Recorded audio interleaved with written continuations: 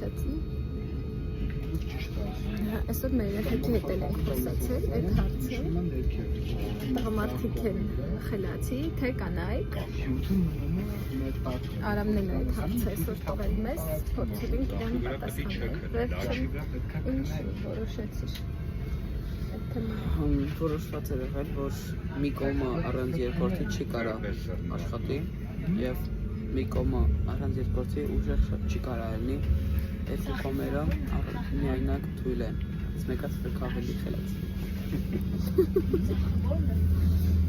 Այսօր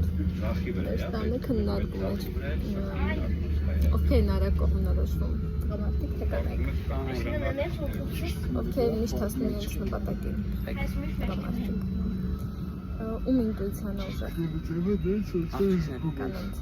Ում լոգիկան ուժեղ։ Left, right, left. Մենք առանց իրար չենք կարող։